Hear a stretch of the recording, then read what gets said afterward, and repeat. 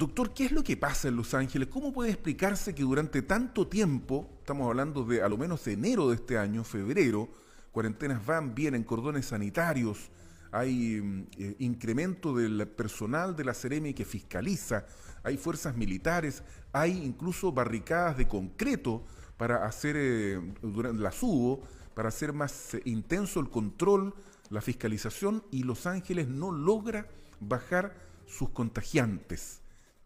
¿Cómo se explica esto, doctor Fuentealba, en Los Ángeles? Bueno, probablemente haya ahí un componente importante respecto de la responsabilidad social de cada uno de los habitantes de la ciudad en términos de acogerse a las normativas y a las regulaciones sanitarias. También probablemente hay un problema en la fiscalización, al ser una ciudad grande, la posibilidad de que las fiscalizaciones sean efectivas probablemente no es tan alta. Y eso hace que los mismos ciudadanos bajen un poco, ¿cierto? Las restricciones y no las acojan con tanta fidelidad. Probablemente la fuerza laboral de Los Ángeles es alta y eso también ha incidido en que los porcentajes de vacunación sean más bajos y eso también ayuda o impide poder cortar este ciclo de contagio. Pero en otras ciudades que han tenido condiciones críticas, me recuerdo Punta Arenas, por ejemplo, que durante mucho tiempo estuvo en una condición muy crítica, finalmente lograron bajar los niveles de contagio y controlaron la pandemia en Punta Arenas. Pero Los Ángeles no ha podido pasar esto. Entonces llama la atención, porque si algo no funciona, es poco hábil, creo yo, seguir insistiendo en la misma solución.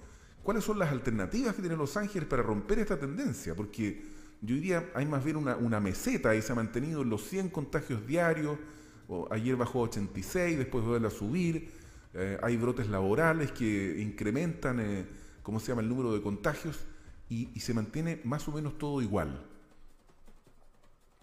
Sí, eso es una situación algo lamentable, ¿no? Pero si tuviésemos que tratar de buscar una explicación, podríamos tomar los datos generales del proceso de vacunación y de la pandemia Sí, sí. y podríamos ver, por ejemplo, que frente al compromiso social importante que han tenido los adultos mayores a nivel nacional de vacunarse rápidamente en el proceso, este grupo poblacional es el que ha caído con mayor intensidad en el número de contagios y en las complicaciones que lo llevan a la UCI. Sin embargo, el grupo etario entre 20 y 49 años, donde también está la fuerza laboral del país, tenía hasta hace unos días atrás un cumplimiento cercano al 40% en la meta de vacunación. Y por lo tanto, eso también incidía en que eran el grupo que tenía mayor incidencia de nuevos contagios y de incorporación en la UCI. Así que yo creo que ahí tenemos una tarea pendiente. Doctor Jorge Fuentealba, director técnico del Centro de Investigaciones Avanzadas en Biomedicina y director del Departamento de Fisiología de la Facultad de Ciencias Biológicas de la UDEC. ¿Tienen opinión ustedes respecto de esto que ha presentado el Colegio Médico ayer, este plan, que tiene varias aristas y que a mi juicio también aborda el problema teniendo presente la descentralización, agrandando los territorios, no solo comunales, sino que provinciales, en fin? Pero nosotros, para evitar la confusión, porque sí entendemos que una de las fallas que ha habido en la comunicación de crisis, queremos centrar el asunto de la propuesta del Colegio Médico en un tema, que es esto del cortocircuito pandémico o epidémico. Esta propuesta que ellos hacen, que nosotros hemos escuchado muchas veces aquí en este programa por distintos especialistas, de hacer una cuarentena en serio, 3 semanas de cese de la actividad productiva para producir un shock que detenga el contagio. ¿Qué opinión tienen ustedes ahí en la facultad, doctor Fuentealba? Es una medida bastante radical para los tiempos que llevamos lidiando con pandemias, con restricciones, ¿cierto? ¿Llegó tarde, dice usted? Proba- ¿Es tarde? Probablemente sí, ¿eh? Probablemente es una proposición que llega tarde, producto del desgaste que nos ha significado esta pandemia. Eh, el objetivo general de cualquier estrategia sanitaria es cortar el ciclo de contagios. Así es, ya. y por lo tanto eso nos permitiría de cierta forma descomprimir los servicios de urgencia, tomar un mejor manejo de la pandemia y aislar los grupos que se encuentran todavía activos. Sin embargo, aquí han concurrido varias cosas, entre ellas yo diría que tenemos que hacernos una autocrítica como sociedad en términos de ser responsables y empáticos con nuestros conciudadanos, porque hemos sido poco empáticos en ese sentido. O sea, gente que camina sin mascarilla por las calles, que llena los malls sin necesidad de que sea una medida urgente. Y al mismo tiempo, yo diría un poco la información confusa de las autoridades en términos de las medidas que se están aplicando o que se van a aplicar. Pero creo que a estas alturas, hacer un cortocircuito, un apagado de 3 semanas, es más negativo de lo que quisiéramos. Probablemente volver a hacer un llamado a la sociedad de que sea empática con su entorno, con su comunidad, y acoja las medidas parciales que se están tomando, puede que sea una estrategia que todavía no la demos por perdida. Pero cerrar todo 3 semanas, un tiempo importante, sobre todo, como ustedes mencionaban en los titulares de las noticias, para la pequeña empresa que vive del día a día. Sí.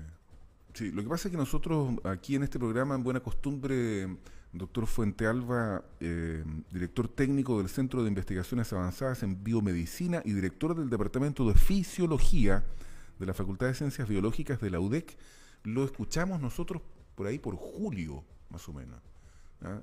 Incluso la doctora Ana María Moraga, la jefa de carrera de medicina que forma parte de ICOVID, ella siempre planteó que probablemente las cuarentenas debían ser más breves, pero más estrictas. Y en aquella época se planteaba la necesidad de que las personas tuvieran un ingreso asegurado por el Estado que les permitiera no tener que salir a trabajar. Y eso en teoría se consiguió con estos acuerdos que se alcanzaron tanto para las personas como para las pymes. Las pymes dicen que no es suficiente. Entonces ahora estarían las condiciones para hacer esto. Aún así, ¿usted cree que no funcionaría, que no resultaría? Que es tarde. No hay agua en la piscina, sí, probablemente. Yo creo que sí, porque la conducta social va hacia otro lado, va hacia el desconfinamiento. La gente hace poco caso. Tuve la oportunidad de estar en Santiago hace unos días atrás cuando se anunció la cuarentena. Y el día antes que empezara la cuarentena, las filas en los malls eran... No, dicen que es una cosa increíble. Increíble. Entonces uno dice, bueno, cualquier medida, aparte de ser criticada, cualquier medida que se tome, no va a contar con el apoyo total de la población porque evidentemente estamos cansados, estamos agotados, hay un desgaste psicológico importante de la población. Por lo tanto, yo creo que hay que buscar medidas que en este punto nos ayuden a conducir de mejor manera esta situación pandémica. Y a mí me parece que las políticas de vacunación son una de las más importantes en este punto. Ahí habría que insistir entonces. Yo diría que definitivamente sí, porque los datos que hay sobre adultos mayores así lo indican. Okay. Es decir, si analizamos la estadística, no son los adultos mayores los que están hoy día en las UCI, complicados, ¿cierto? La mortalidad y las complicaciones en ese grupo etario ha bajado sustancialmente, y eso es producto de, obviamente, las medidas básicas de autocuidado, pero también el efecto de la vacunación. Bueno, doctor Jorge Fuentealba, le agradecemos mucho el contacto, y ojalá que también haga usted una buena costumbre escucharnos todas las mañanas. Estamos aquí entre 7 y 9, haciendo un programa que mira lo que pasa en el país con ojos de experto como usted, que miran todo desde la región del Biobío, tratando de fortalecer nuestro espíritu regionalista, conversando con actores que viven aquí en nuestras ciudades. Muchas gracias, doctor Fuentealba, y que tenga un buen día. Gracias a ustedes por la invitación, ha sido un placer, y un saludo cordial a todas las auditoras y auditoras del programa.